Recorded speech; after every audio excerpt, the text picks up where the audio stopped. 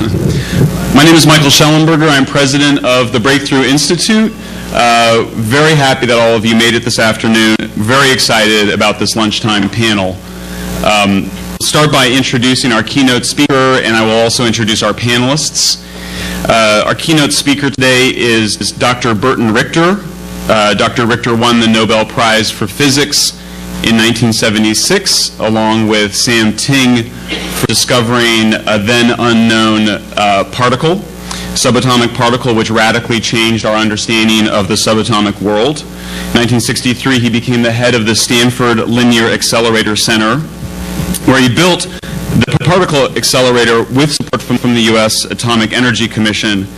And it's interesting to note about his discovery. It was actually one of the famous doubles. He discovered it obviously with Dr. Ting. They told each other about their discovery on the same day. Both men are openly grateful and acknowledging of the work of their very large teams and of the support of the federal government. The history of doubles, by the way, includes calculus, evolution, decimals, oxygen, sunspots, and the law of the conservation of energy, among many others. Dr. Richter became well known again in 2009 when he organized 33 other Nobel Prize winners to call on President Obama to fulfill his promise to invest $150 billion in energy innovation, which he pointed out, and the Nobel Prize winners pointed out, was left out of the cap-and-trade legislation, which passed the House and failed in the Senate last summer.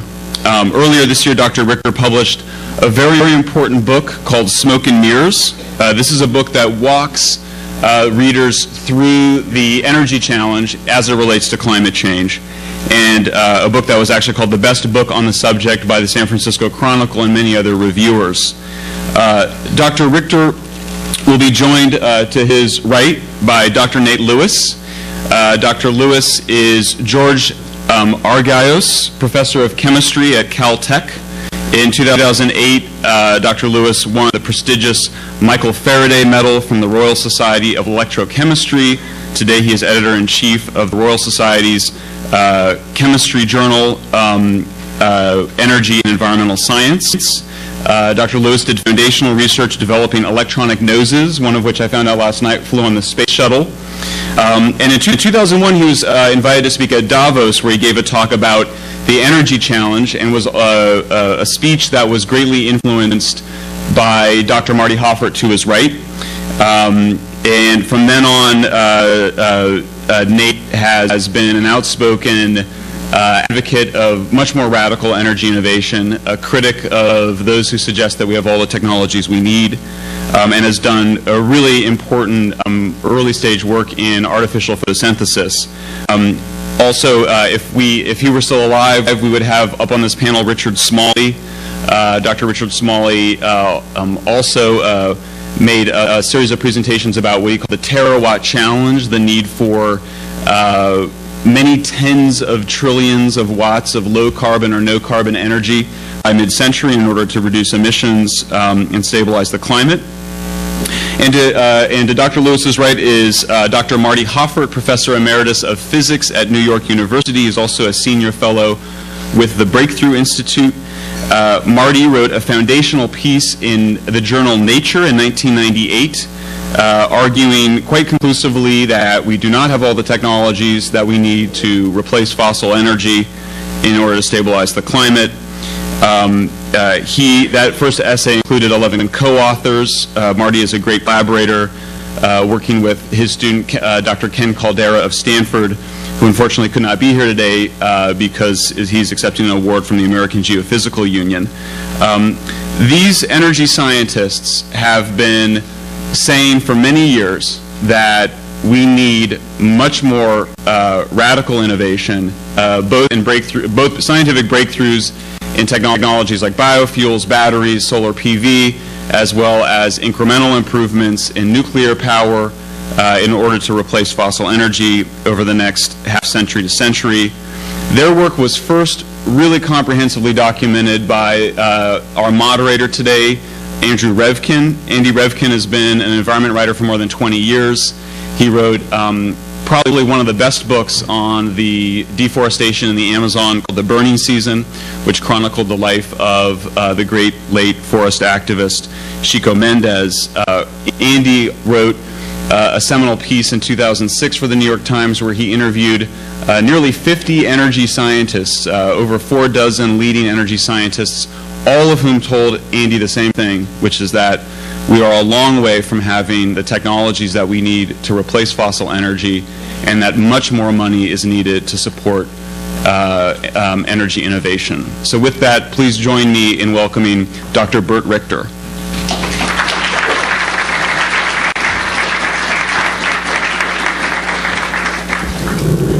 For the sake of my royalties, I have to say the book is called Beyond Smoke and Mirrors.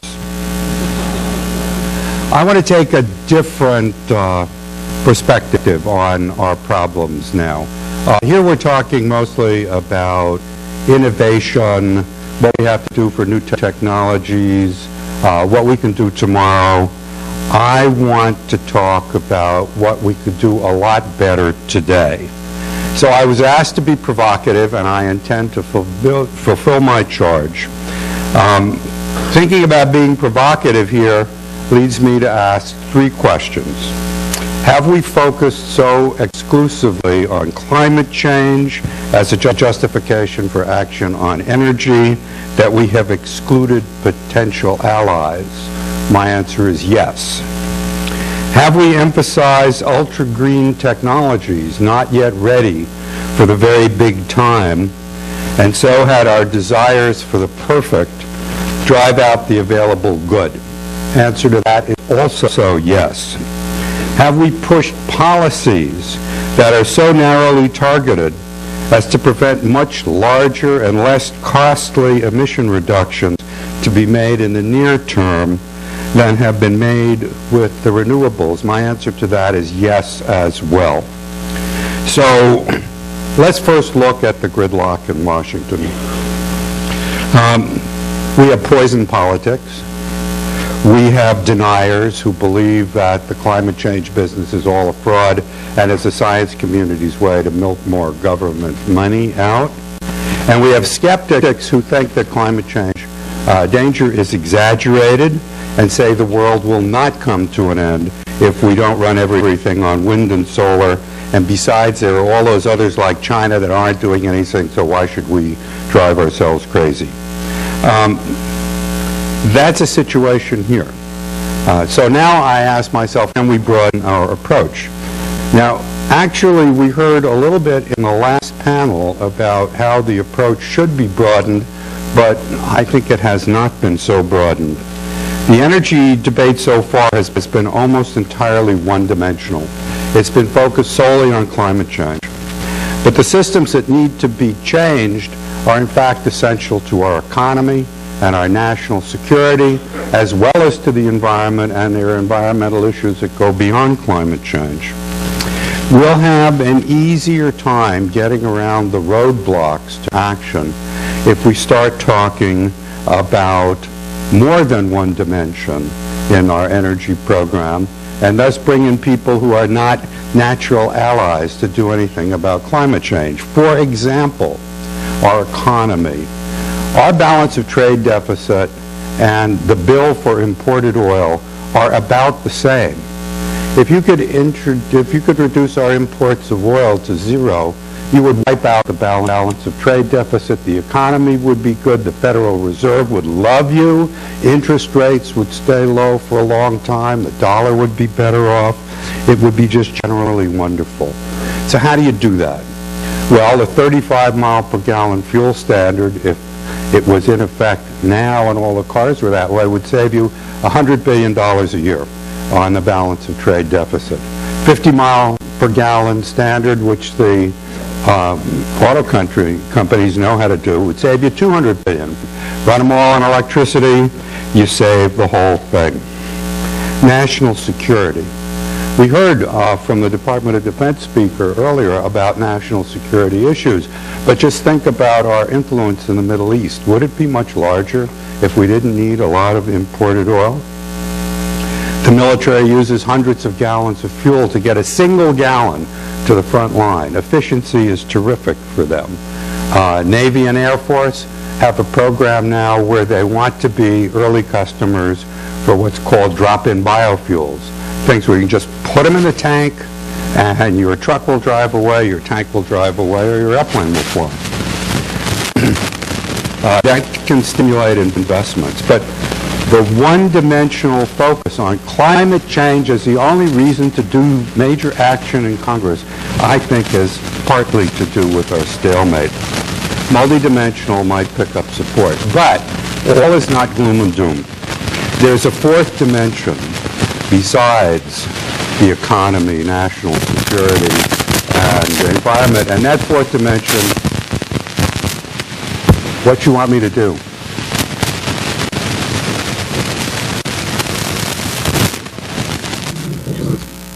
Use that one. That means I have to, somebody will turn the other one off for me. Okay, so where was I? Fourth dimension, not gloom and doom. The states, industry, Exelon has announced it's going to spend $5 billion over the next 6 years on energy efficiency and increasing the power output of their nuclear reactors. Not a single new coal-fired power plant has been started in the last year because natural gas is cheaper, and by the way, natural gas, in considering efficiency as well as chemistry, emits a third of the greenhouse gases per unit electricity output. NASA has let contracts to a couple of builders for new concepts in airplanes that will lead to half the fuel consumption. California soundly defeated the initiative that was going to gut California's greenhouse gas laws. And incidentally, even the counties that voted for the Republican candidate for Senate voted against that proposition. And there's also another thing here, a further example that women are smarter than men. Women voted 2-to-1 against it, but men voted only even money on it. The states are coming together to do things that Washington can't do. There are now 3 regional compacts on reducing greenhouse gases. The Mid-Atlantic Compact has 10 states. The Midwest Greenhouse Gas Reduction Accord has 6 states and 1 Canadian province. The Western Climate Initiative has 7 states and 4 Canadian provinces. So don't despair, but get on the multidimensional approach and try and get those in the government who don't really believe in the global warming argument but could be convinced by the other Jews to join you. Work on the states and get those voters to send a message. Technology. I think people forget how long it takes for technology in the energy field to come to maturity and to begin to make a big penetration. The recent PCAST report says 50 years. We're still pretty early in that cycle. We're pushing too hard on what's not ready, and we're not pushing hard enough on what is ready. NREL, the National Renewable Energy Lab, recently released a study which they called Western Wind and Solar Integration, looking at could you do 35% of the actual electricity in wind and solar for the whole western half of the United States. The answer is yes, but to do it, you have to have conventional backup for the entire wind capacity, and you need to overhaul the entire grid. That's a big job. It's expensive, and the backup costs are not part of the cost of the wind power. Somebody else bears those things. When large-scale energy storage systems become available, and when the environmental movement will stop suing other parts of the environmental movement to prevent the siting of new transmission lines, maybe we can make some progress here. Meantime, I think most people have looked hard at this. Without new types of energy storage innovation, you can probably only do 10 or 15% of wind and solar. We can't seem to stop doing things that are dumb. Hydrogen is dumb. It doesn't work. There is no reason to make hydrogen, set up a new pipeline system to transport it, put it in a car, run it through a fuel cell to turn it into electricity. Well, I'm going to take the electricity and run it through the existing transmission lines and put it into the batteries in the car and run them. So why are we doing that? Many of the renewable energy systems being promoted, we hope are going to reach scale, but they're not ready for the big time now. On the other hand, natural gas has become so cheap that natural gas can displace coal on economic grounds, not only on climate grounds. As I said earlier, combined chemistry and relative efficiency and emissions from a gas plant are 1/3 of the emissions from the coal plant. Here's a factoid for you. California's million solar roof project cost $15 to $20 billion. For 15% of the cost, I can eliminate twice as much greenhouse gases by converting one large coal-fired power plant, the one at Four Corners, to natural gas. 15% of the cost, twice as much. If I want to do even better for the same price, I can build 2 nuclear power plants and eliminate 5 times as much greenhouse gas. Yes, we've got to do something to keep solar and keep wind moving ahead, but not to the exclusion of everything else. So that lets me turn to the policy issue. Washington gridlock has prevented progress. There are 4 reports that are now kicking around on how to proceed. The National Academy, as you heard, has released an update of rising above the gathering storm. It's going to have no impact. It says the same thing as the previous one does. It says it more strongly, but it also says spend more money, and the first one had no impact, and I doubt that this one is going to do either. PCAST issued a report 2 weeks ago that says spend more money and base what you spend it on a quadrennial energy review. And if you like what comes out of the DoD quadrennial defense reviews, if you're thrilled at the weapons and policies coming from them, maybe you'll like this one too. The next 2 are more interesting. The American Energy Innovation Council has as its board some very well-known CEOs, including Bill Gates, Jeff Immelt, Norm Augustine, etc. When the titans of industry speak, people tend to listen. They have a business plan for America's energy future. It discusses the multidimensional approach that we should all be taking. It asks for a $16 billion innovation fund. It won't happen soon because of the money, but the CEOs could be very influential. The most unusual, in fact, is the tripartite report, Post-Partisan Power. I love the title. I just wish I had thought it first, but I have to give them credit. I can't just appropriate it. It's from the American Enterprise Institute, Brookings, and the new West Coast player, the Breakthrough Institute. Anytime the American Enterprise Institute and Brookings put their names on the same report, it has a disproportionate influence, and I think this report should be really played up. We're not going to see a national cap-and-trade bill or a national energy tax anytime soon. Forget it. Maybe it'll come back after 2012, maybe not. Justify programs in as many dimensions as are appropriate. A further increase in auto mile per gallon standards is easy. As I say, advanced diesels, direct injection, gasoline engines can do 50 mile per gallon in single fuel vehicles. Let's get on with it. If all cars were that way now, our balance of trade deficit would go down by $200 billion, about half. Renewable portfolio standards should be dropped and exchanged for emission reduction standards. Why are we telling people exactly how to reduce greenhouse gases? The goal is to reduce emissions. Let's reduce emissions the fastest and cheapest way possible, and substituting natural gas for coal is a terrific road on the way to the final solution when 50 years from now we probably won't have that either. The renewable portfolio standards focus on technologies. They only allow wind, solar, geothermal, and small hydro.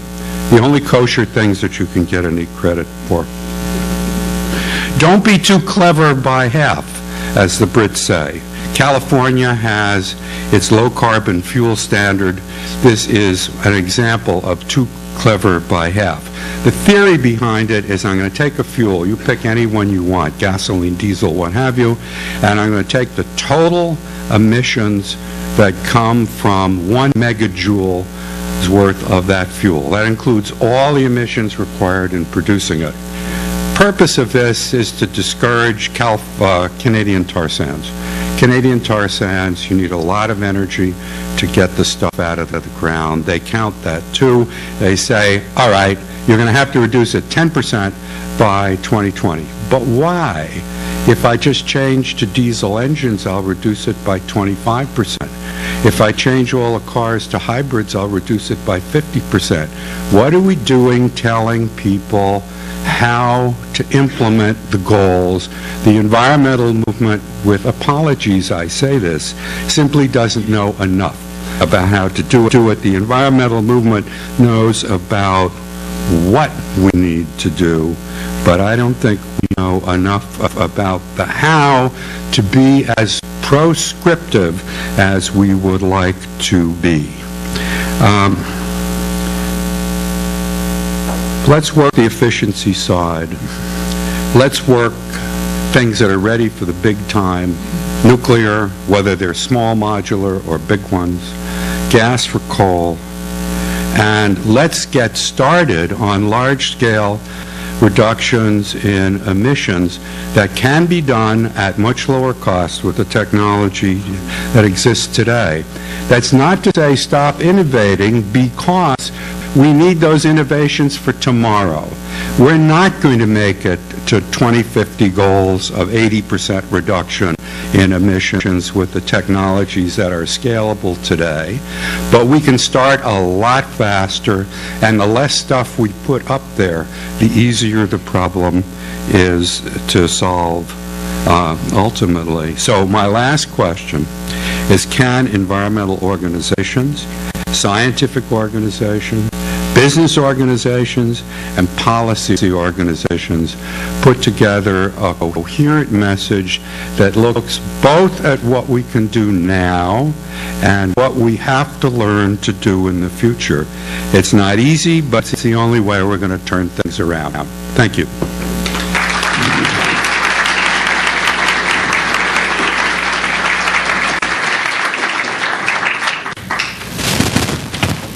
Going to stand up briefly. Nate Lewis and Marty are both going to do brief talking points as well on where we go from here. I wanted to show two images really quickly to give you some context that we sometimes forget. We're all kind of micro-focused here. One reality is to step back and just keep track of what we're talking about, which is in the climate side of the energy question is about what we do to the atmosphere through our energy choices. And in the innovations that have to take place don't just involve technology, but involve ways of communicating, and involve new ways of educating, and involve new ways of having social discourse that can also advance our energy prospects while limiting environmental costs. And one way to do that is through visualizations. There's a guy named Adam Neiman in England, in the Science Illustrator, who created this 2003. He created this 7 years ago, which, and I only stumbled on it this past year. And basically what that is the actual volume of the atmosphere. If you put the atmosphere at sea level pressure and you put it in the form of a sphere, that's it. So as we head toward 9 billion people, we got to figure out how to apportion our impacts on that little bubble. The other one is the oceans, and all the liquid water on the Earth fits into that little bubble, which is hard. It was hard for me to believe, but I have sailed across a couple of the oceans when I was young, and so they really are big, and it's hard to believe they're that small. So I just think it's important to kind of get across some of these basic concepts as we do this larger discussion of how to take the carbon out of energy as we head toward 9 billion people. And I don't see a clicker up here. I don't know if you guys can advance just one or two quick slides. This is the other side of the energy challenge that is going to require a lot of social innovation. And to remind us all that it's not about decarbonization. In many parts of the world, we need to decarbonize the energy supply. They need something, whether it's propane or a clean cook stove. This is kids sitting in Guinea, in the capital there under the street lights in the parking lot at the airport, because that's the only place they can do their homework. So if the world wants the intellectual capital to be able to transform the energy system in the next 50 years, and if you're Julian Simon, remember, and you say, we need more geniuses, having kids having to do their homework by walking through a slum to an airport parking lot is not maximizing the world's innovative potential, and its use of today's intellectual capital is completely blunted by that utterly disgusting picture. And there's one other aspect of that picture I think it's important to take home, which is there's no girls in it. And it took me 6 months. I posted this 3 times on .earth in different posts before I realized there was that other aspect to this. And again, as long as there aren't girls going to school and doing their homework, they're less likely to have a smaller family, less likely to be a productive part of the economy. And that all is part of this energy challenge. There's 2 faces to it. One last picture, which is my favorite graph, and it hasn't been shown here yet, which is to remind us, when we talk about the energy revolution, and I look at this, back it up one, it has that funny auto advance there. It's just quick snapshot. This is our interest in the frontiers of science as a country the last 50 years. Sputnik at the left, stimulus package at the right. And healthcare, we care about healthcare, that's the purple band, and whether or not that was worthwhile, we don't really know. The space race was several tens of billions of dollars in constant dollars a year through the Apollo program, the yellow. And the little sort of thin ribbon of green is our interest in energy. And that's bipartisan. As I wrote this morning on the blog, and I tweeted, what will it take to end America's bipartisan slumber party on energy innovation? We're asleep, and the stimulus package just doubled that little band. But that's going away. And this gets to Obama's call for avoiding shock to trance energy cycles and our interest and disinterest. And so this is what I would love to talk about with Nate, with Burt Richter, and with Marty, is a couple of things. How do you avoid shock to trance? And Dr. Richter's discussion of the importance of doing the stuff we do now is vital. And the problem is, in the political sphere, my impression is that ends up taking all the oxygen and all the money. Because it's easy, it's now, as a politician, you can do something. And how do you maintain what you say and agree is the vital importance of doing the breakthrough stuff at the same time? How do you keep that in the mix? So, actually, Nate, let's just dive right into this very quickly because we have such little time. How do you keep that in the mix? I mean, you're at an innovation hub, and already you're facing the end of the money that was supposed to be kind of a 5-year, get into gear and go, go, go. It should turn on, yeah. It'll turn on. So 2 things. One, I think that Marty will speak a little bit about this too. I think we're afraid of picking winners and losers, but the laws of physics and chemistry aren't afraid of that. All right? So we have to face reality here. We live on a planet, and there's only certain fluxes, and some things just don't matter. And you can talk all you want about tidal energy, for instance. There's not enough energy in all the tides in all our planet to make a whole lot of energy. It just doesn't matter. And we have to get familiar with the numbers of the physics and chemistry of the planet on which we live. That's number one. And I think he'll tell you more about that. Because otherwise, you spend a lot of resources doing things that just can't make much of a difference. And we need to get off of the every little bit counts. When you've got to do 1,000 little bits, it's not going to work. There are 3 or 4 or 5 big things that can make big differences. Energy storage is absolutely critical. We've got to find a way to do that.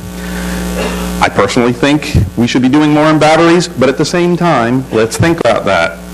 If you took all the batteries made in human history, you know how long they would power our Earth? Less than 10 minutes.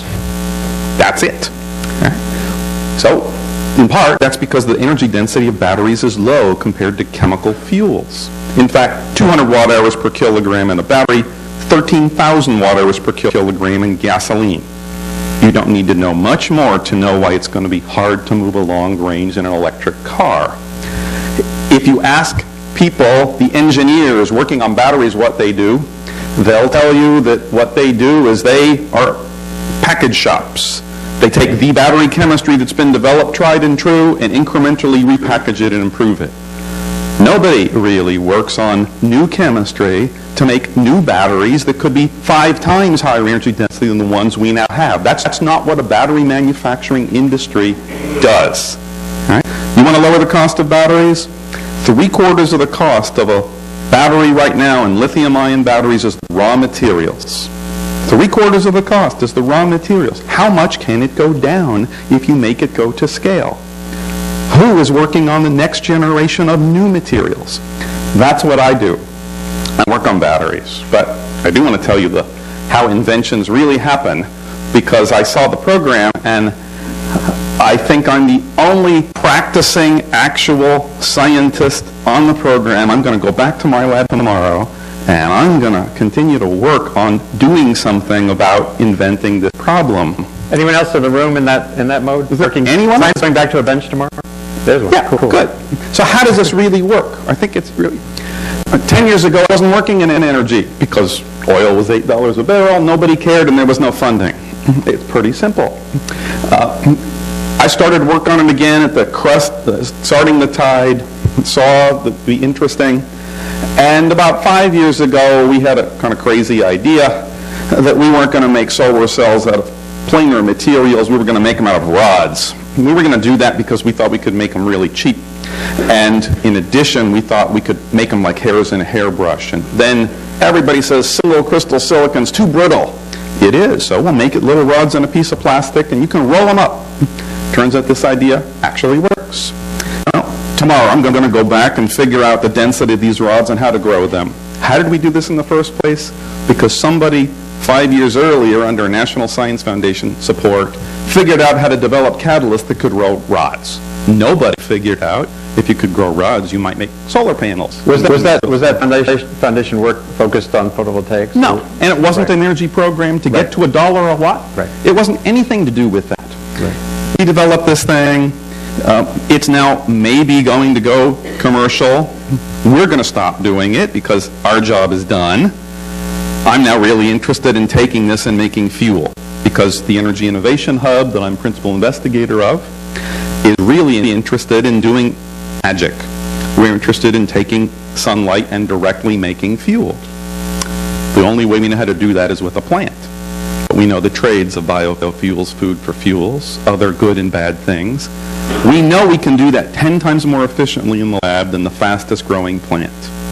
If you can do that, you have a drop-in fuel, you obviate the storage problem, you have enough energy for every country, stored, existing infrastructure. We now have an Energy Innovation Hub built around this invention that happened in one lab by one idea, which there were 30 other bad ideas that were abandoned. But necessary in a way. But necessary. And at the same time... Actually, what I would love to do is just cut forward slightly, if we can, to this question of, in the political realm, in the realm of how the money ends up flowing or not flowing to innovation hubs like yours, and to the things Marty has thought about for a long time. How do you build... you don't. Is it a public will gap? Is it a leadership gap? This has come up, well, you heard from Jesse this morning. There is a leadership vision, and Marty had articulated the JFK speech on going to space, and Smalley, his great argument about the 10 reasons why, the 10 ways you can improve the world that all relate to energy in different realms, from education to poverty. Yet, we're still in this realm where, and the weird thing is the public, and Matt Nisbet, I saw him in the room, he knows the surveys on this, the public cares about science. We trust scientists, yet we ignore completely the message that Marty made clear in 1998, that Marty and Ken Caldera made clear in 2002, that all these innumerable reports have made clear, that there's a gap. There's a big gap, that all that lustrous private sector stuff is great, but it isn't filling this gap. And so I still don't get the sense. I would love, Marty and Nate and Bert, can you get your own sense of a vision? What would it take either to convince a visionary leader to step forward and make this the thing to sell to America, or to build a movement, whether it starts on campuses with young kids or what? Is there an approach? So 1, 2, 3. I have a couple of thoughts. There's an apocryphal story that when Gertrude Stein was dying, I have no idea if this is true, she started off by saying, what is the answer? And then she said, no, what is the question? And that I think, is one of the things that seem to be missing from many of these discussions. We have a lot of things that we're contrasting. What should we focus on what we can do now? Should we focus on what we can do later? Should the private sector be dominant and venture capitalists? Should the public sector? The question, I think, that's worth asking, this is the kind of thing that scientists always ask, and this is what differentiates a great scientist from a pretty good scientist, is what are the questions? And I'm going to put one out, and I think the question is this. You know, we've been sort of running our civilization, at least since the Neolithic Revolution. I mean, we were hunter-gatherers 150,000 years ago, with increasing concentration of having people who have the free time to think and do leisurely activities. And starting about 200 years ago with the Industrial Revolution, the scientific revolution that supported it, we've been accelerating the ability of the human potential, what we can actually do, at the same time that our population has been growing like crazy and our per capita energy consumption has been growing like crazy. And you can talk a lot about this. I'm going to try to cut to the chase. I think the central question for us is what do we have to do to create a transformed global energy system that will sustain high-tech civilization with a human population of between 6 and 10 billion people? Is this doable? Right now it's not doable. When I say a sustainable energy system, I mean an energy system that's carbon neutral, that doesn't put additional CO2 into the atmosphere, an energy system that's based on sources, that they could be fluxes of wind or photons in the atmosphere or even geothermal, although I think that's limited, fluxes, and sources that have been concentrated in the Earth's crust, perhaps, and do that for thousands of years. We don't really ask that question. We always imply that this is, of course, doable, but we have to get on with what we have to do right now. And when you start asking those questions, it puts the research agenda of what you have to do now into a totally different perspective. You could go down the list and see what that means for all the different energy sources. But let's just take nuclear. I mean, nuclear fission, today, all the 500 reactors in the world are basically running off reactions with U-235, which is 0.7% of natural uranium. And if you look at the energy content in that U-235, it's actually less than natural gas. And natural gas and oil and all the hydrocarbons are probably going to be gone by the end of the century. If we were to run nuclear power plants, the kind that we use right now, U-235 reactors, they would last between 10 terawatts, because the important thing is what's the energy level that we need to sustain the world. And we calculated, and nobody has really changed these numbers very much back in '98, and those numbers continue to be around, that you're going to need somewhere between 10 and 30 terawatts of carbon neutral power 50 years from now to keep the level of global warming below 2 degrees Celsius. So and we're at what now? What is the global terawatt consumption? We're around 15. So in other words, if we're going to have energy continuing to grow at 2% a year, which is what it's doing right now, and GDP growing, or at least it was growing at 3% a year, it's taken a big hit because of the Great Recession. It's just simple mathematics to figure out how much you're going to need. And the gap between how much energy you're going to need and how much energy you're going to be allowed to produce by fossil fuels starts to grow. The two curves are going in completely different directions. And so I'm not talking about how we get there. I'm talking about objectively what we need. Yeah. We're going to need these multiple terawatts, and there's a whole research agenda that goes with that. I don't have time to go into it. But wait, the how question. Like, I criticized Bill McKibben for not answering the how question. I'll 350.org. They built a global movement. They had all these pictures, and I just last week in Cancun, I videotaped an interview where I said, if you give me about another, you need a how and the when. I'll try to now. answer. So this gets to the how. And this also the deficit model for information that that some sociologists have criticized the environmental movement for, which is the Gore notion that if we just tell the story better and this layout of the science, suddenly everyone will be like us and will go. There's no evidence that the deficit model works on that end, but it seems like there's no evidence the deficit model works on the technology side as well. Just lay out the logic, write a really good report, how many. Well, let's try to continue as much as we can an objective scientific analysis. But I don't want to do that. I mean, I'm running the panel. Okay, fine. I'm going to try to answer your question. I can't turn off your microphone, but I really think there has to come a point where the scientific community steps back and admits that just telling the story of the science isn't going to do it. Here's what we should do. You've been at hearings, and you have taught students. If I had Steve Chu's job and I had Obama's ear, this is what I would do, okay?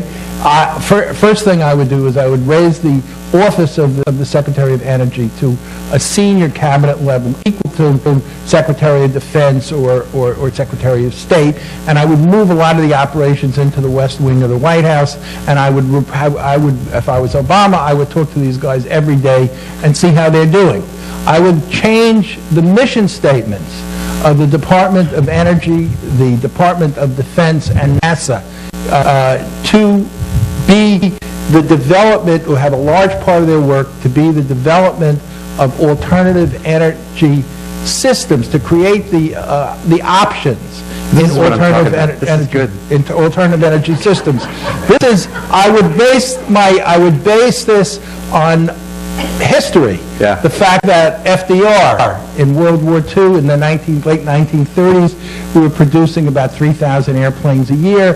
By 1944, we were producing 100,000 airplanes a year. And I don't agree that the penetration times of new technologies are physical constants and they have to be 50 years. In World War II, we went from biplanes to supersonic jets in about 6 years. So we developed the Manhattan Project in a comparable period of time. I'm saying if the sense of urgency existed, this is what you would have to do.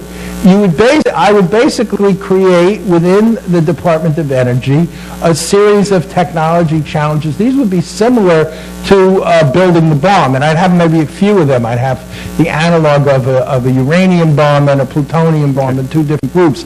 I would have NASA, for example, having a goal of putting a human being on the moon, and ancillary to that, there would be a program that would develop the technology leading to that, like the Gemini program and Rendezvous and all that. But I would do it for maybe 10 different energy technology programs. I would do it for carbon capture and storage. Well, it sounds like hubs.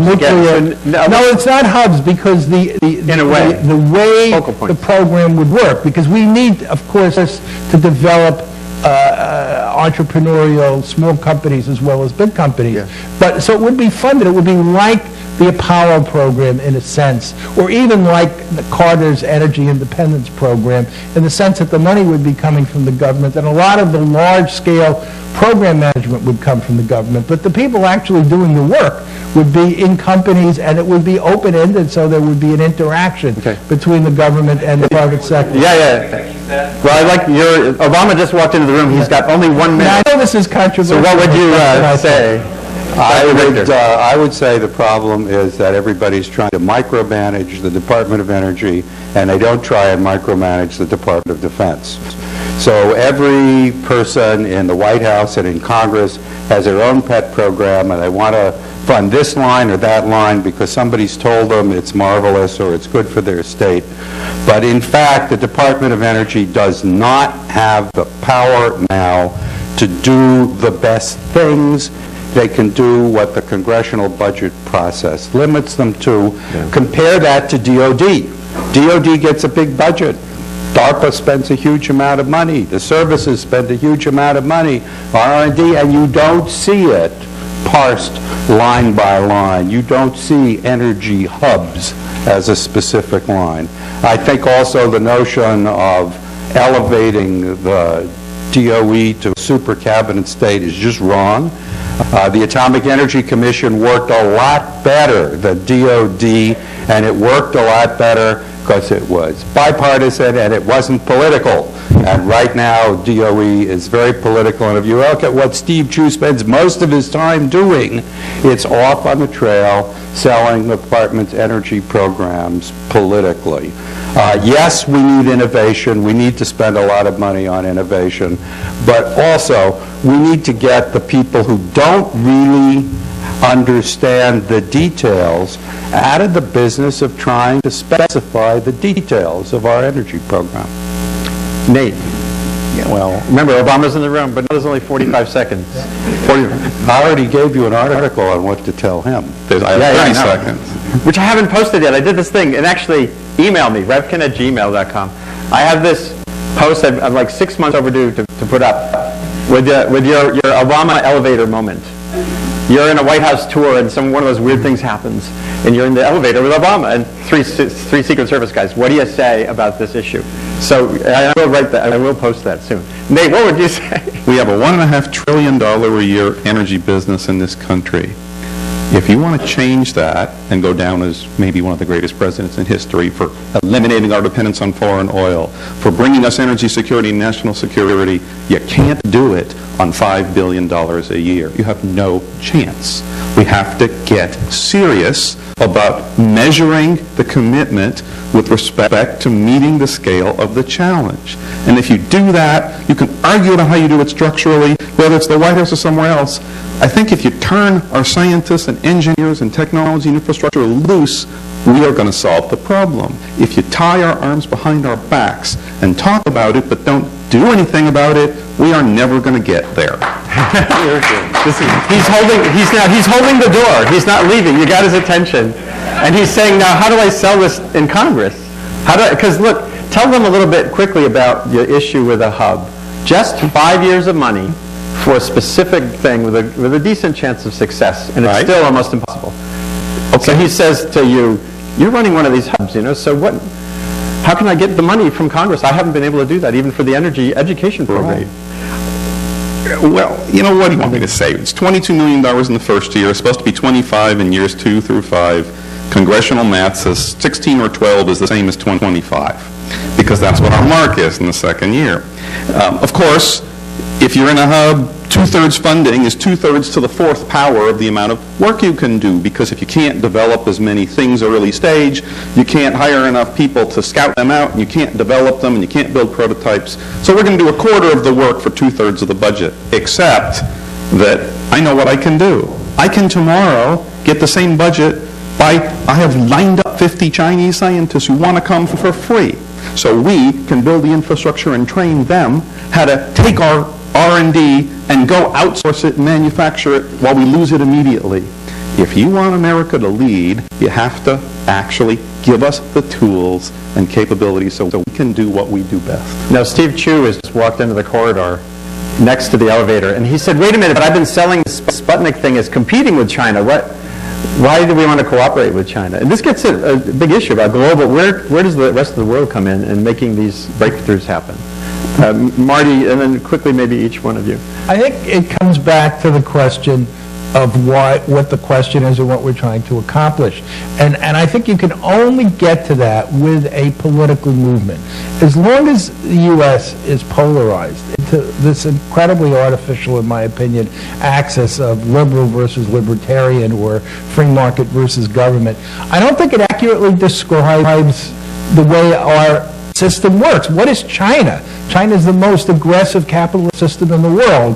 They don't have health insurance. They don't have unions. They have the biggest difference between rich people and poor people anywhere else, and they're beating the hell out of everybody in market competition. And it's run by the Communist Party of the People's Republic of China.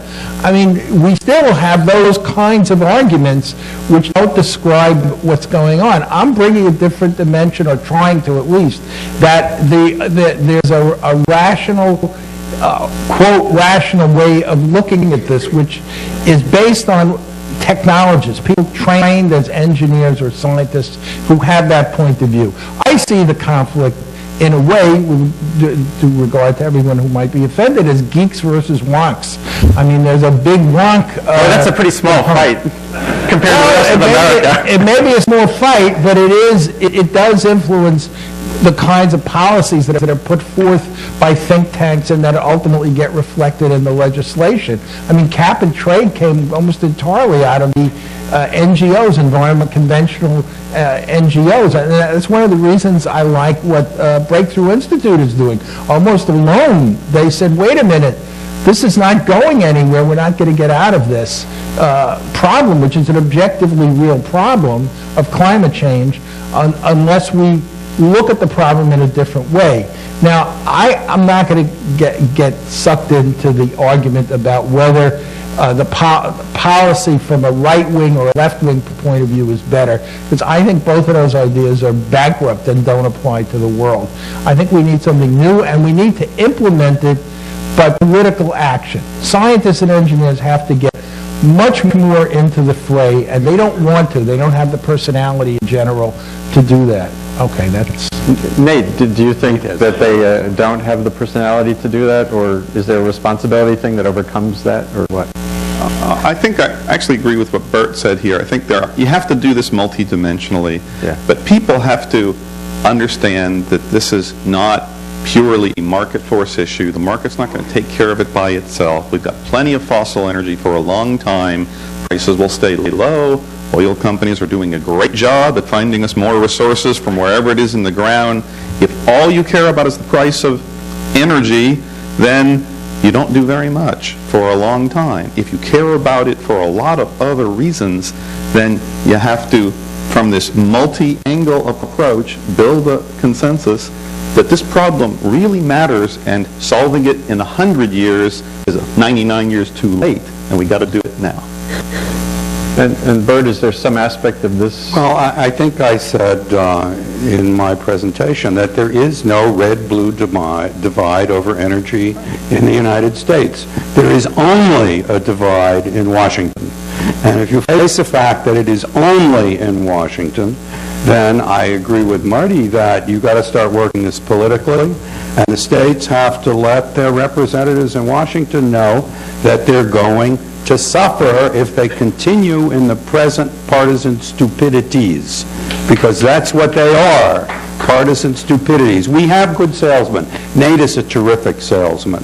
You heard earlier in one of the presentations that the government's role in every technology in the iPhone was critical to the development. The people who believe that the free market developed our economy are just full of it. We have had a managed economy on technology, on trains, on everything, just like the Chinese. But we forgot our roots. They haven't forgotten our roots. They can look at Europe. They can look at us. They can say, how did those two intellectual and industrial giants do it? And that's just what they're doing. And we should face the fact that they have industrial policy, they heavily subsidize industries that are important, and if we don't do things right, they're going to be the builders of all the technology in the future. How much of this is a question of a requirement for more caustic honesty on the part of some of the sectors involved? I know my impression covering this stuff, certainly for the last 5 years, is that the venture capital world, while privately would tell you it's about making money and about advancing some technologies, it's not about stabilizing greenhouse gases, that they are not the ones who could do that with their money. But the luster, the outside picture was million solar roofs and or venture capital to take the near-term thing forward was the stuff that was taking, again, distracting from the basics that Marty has laid out for more than a decade, that you can't get there from here. Since I live on Sand Hill Road with all the venture capitalists, can I comment? Yeah, of course. What the venture capitalists want is three things, and in their priority order, it is number one is a market, number two is management, and number three is the technology.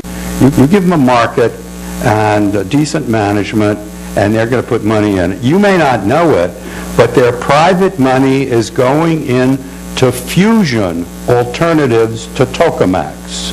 That may be a big surprise, but there's $150 million that are going into companies doing those, because there's a market in energy, and if you can pull this off, you're going to have a huge winner. But just think market, management, technology, and the VCs are going to come in, and that's why the VCs love his battery stuff. The market's there.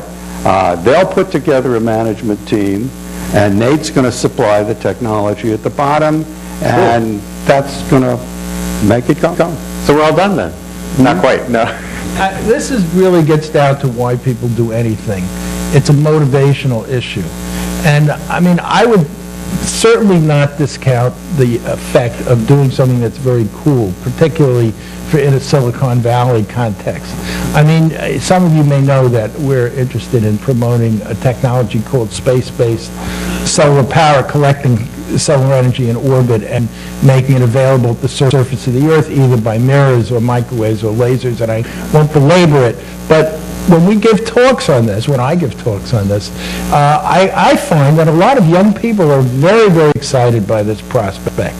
I think there's a lot of technical validity to it, but again, I personally and many of my colleagues at NASA and the Department of Defense have a lot of trouble getting a hearing for this idea in our own Department of Energy, even though other countries like Japan and Europe and elsewhere are working on it.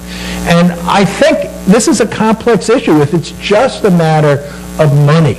How did we win World War II? We started off with the worst economic depression of our history, worse than the Great Recession right now. And by the end of World War II, we emerged as the superpower of the world. It became the American century. And what did we do? We wound up borrowing a fortune. We sold war bonds. But by the end of World War II, nobody asked where did the money come from? It was not a matter of money. It was a matter of what people believed, their vision of the future. And that ability to inspire people to a better future. The whole idea that there is a better future is absent in our world. Back in the 30s, you know, people were thinking of the future as a better place. There was this huge exhibit at the World's Fair in New York that showed the city of the future, Democracy City, which had skyscrapers in the center and green belts around it, and everybody commuted back and forth to these suburbs, which didn't even exist then. And people waited online for 6 hours to see that vision of the future. And by the time World War II was over, we actually built that, which is a message that be careful what you wish for. But I mean, I would not underestimate the importance of projecting a vision, a concrete vision of the future. I get interviewed a lot for some weird reason. People always ask me this question: what's the world going to look like 50 years from now if you guys get your way? What are the buildings going to look like? How are we going to drive to work? Are we going to drive? Okay, that's enough for now. Well, this gets to the vision thing, and it gets back to what Jesse was writing about. Nate, you had a quick thought, and then I had a summary question too. So I teach undergraduates. I see them all around the country at all my college and university colleagues. Right now, in all disciplines, you can almost generally state our best, smartest kids want to go into this. You know, the sustainability is their war on cancer. Sustainability. They don't want to go to Wall Street. They want to help solve this problem. And the worst thing we can do is to bottleneck them by not giving them the outlet to help feel positive about making a contribution with their skills and talent to this problem. And that's exactly what we're doing, right? On that front, and you've all taught, you know, so there's one component here, and one reason I moved to academia from like 25 years of writing about this stuff is I do think there's huge potential to use technology and have this conversation. I was at Stanford, and there were all these kids, young doctoral students with their posters and on energy innovation. This was a meeting on energy innovation ecosystems. And I would love to see those posters online so that kids in different campuses can be critiquing each other's work and have this discussion become but it does require leadership. I do think this won't happen without some leader stepping forward. And, you know, I think, frankly, looking at Obama's strictures, I'm not sure he's the person, and I don't know who is, who could kind of say this is a long haul thing. It requires action in the education arena. It requires networking. It requires demonstration, these hubs, and sustained investment. And without that, does anyone see a path forward that kind of can move without that? This is the final question. We're almost out of time. Any Leadership is the key. and Bert? No, you need the things that you just said if we're going to move ahead. And the question is, how are we going to get them? And frankly, I don't see it coming from the White House, and I don't see it coming from the House, and I don't see it coming from the Senate, and I don't see it coming from either political party. I see it coming from the kids, and I see it coming from the states. So that's where we should be pushing it. So kind of a 350.org, but for this, and focused on... Do what we can, survive in the present climate, try and convince these people that they're doing the country and the world a huge disservice by what they're doing. But I think you've got to work on the fundamentals, because the only way we're going to get a change is we need an energy party instead of a tea party. Great. What a great way to end. Thank you all. The three panelists. That was a nice way to sum up. And I'm serious about your Obama moment on this. Revkin@gmail.com, and I'll post on it. Thank you very much. This was very illuminating for me.